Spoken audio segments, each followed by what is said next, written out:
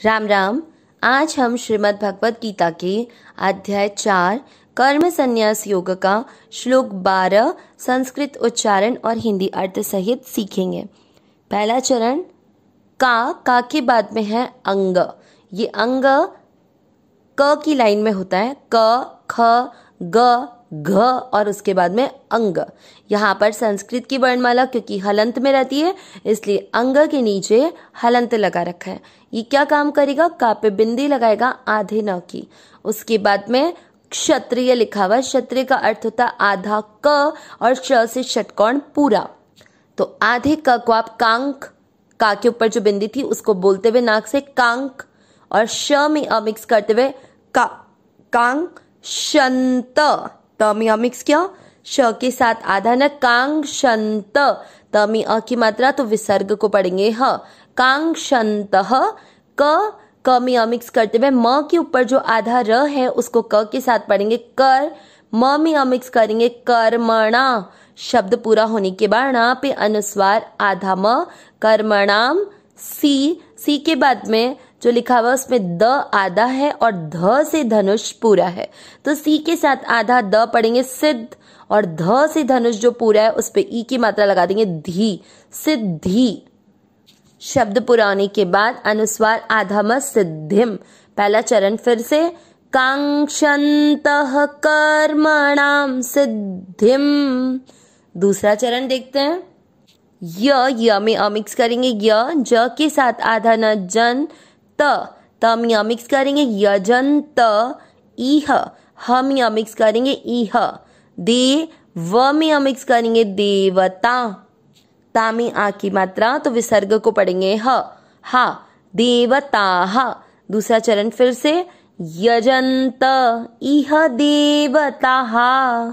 पहला और दूसरा चरण साथ में कांक्षन्तः कर्मणाम सिद्धिम यजंत इह देवताः।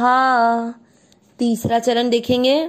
क्षत्रिय है, क्षत्रिय पर ई की मात्रा है तो क्षत्रिय का अर्थ अपन ने पहले चरण में ही देखा कि आधा क और श से षटकोण पूरा होता है। श पर यहाँ पर किसकी ई की मात्रा लग जाएगी तो क्षी। आधे क को आपको छोड़ना नहीं है, क्षी। फिर प्र का अर्थ होता है प आधा र पूरा PRA तो क्षिप्र।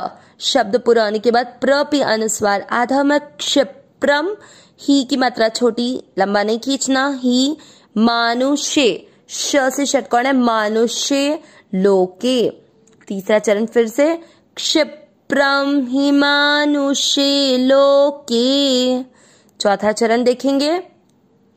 सी के बाद में आधा द सिद्ध और धी जो ध धनुष पूरा था उस पे ई की मात्रा लग गई सिद्धि और धी के साथ आधा र जो भ के ऊपर मात्रा में लगा हुआ था तो वो हो जाएगा आधा र धी के साथ सिद्धिर। भव दोनों अक्षर पूरे, दोनों में अ मिक्स करेंगे भवती। क म के ऊपर आधा र उसको क के साथ पढ़ना है कर। म में अ मिक्स करेंगे कर्मजा। चौथा चरण फिर से सिद्धिर भवति कर्मजा। तीसरा और चौथा चरण साथ में क्षिप्रम हि मानुषे लोके सिद्धिर भवति कर्मजा। पूरे श्लोक का उच्चारण एक साथ। कांक्षन्तः कर्मणाम सिद्धिम यजंत इह देवताः क्षिप्रम हि मानुषे लोके सिद्धिर भवति कर्मजा। एक बार फिर से कांक्षन्तः कर्मणाम सिद्धिम यजंत इह देवताः क्षिप्रम हि मानुषे लोके सिद्धिर भवति कर्मजा। श्लोक का अर्थ देखेंगे। इससे पिछले श्लोक में भगवान ने बोला कि जो जिस प्रकार मेरा आश्रय लेता है, मेरी शरण में आता है, मैं उसको उसी प्रकार से आश्रय प्रदान करता हूँ।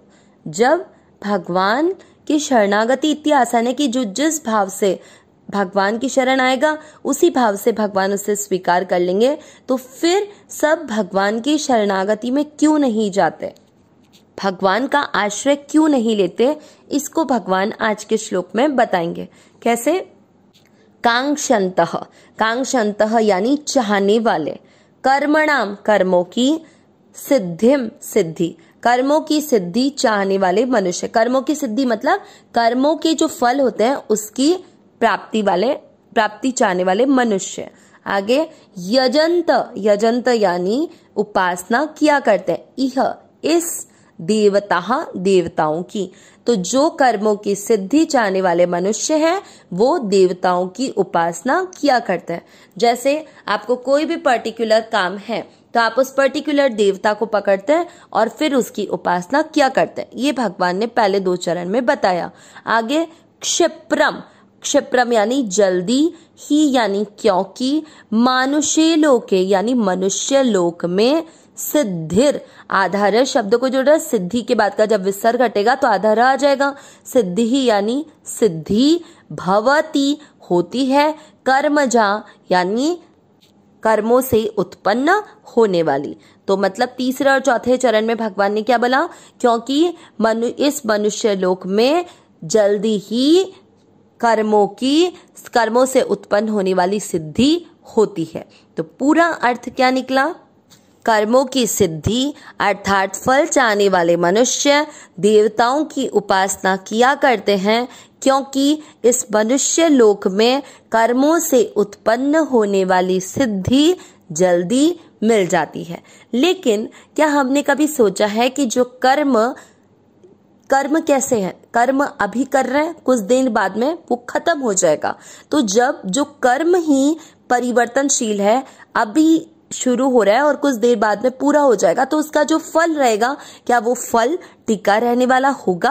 वो फल भी तो अभी मिलकर कुछ देर बाद में नाश हो जाएगा। लेकिन हम लोग जब उस कर्म की सिद्धि को चाहने के कारण किसी पर्टिकुलर देवता की उपासना करते हैं तो उसका फल भी उन देवताओं के द्वारा मिलने के बाद नष्ट हो जाता है। परंतु जब हम देवताओं की ना उपासना करके भगवान की शरणागति में लेते हैं तो भगवान के साथ मिलने वाला आनंद कभी भी नाशवान नहीं होता, क्योंकि वो कर्मों से जुड़ा नहीं रहता है। जब आप कर्मों के फल की बात करोगे तो फल तो हमेशा नाशवान है, आज मिला कुछ देर बाद में नष्ट हो जाएगा, तो वो हमेशा टिका रहने वाला नहीं है। और भगवान इसको आगे आने वाले श्लोकों में बहुत अच्छे से क्लियर करेंगे। अविनाशी सहज सुख राशि, हे नाथ हे मेरे नाथ, मैं आपको भूलू नहीं। नारायण नारायण नारायण नारायण।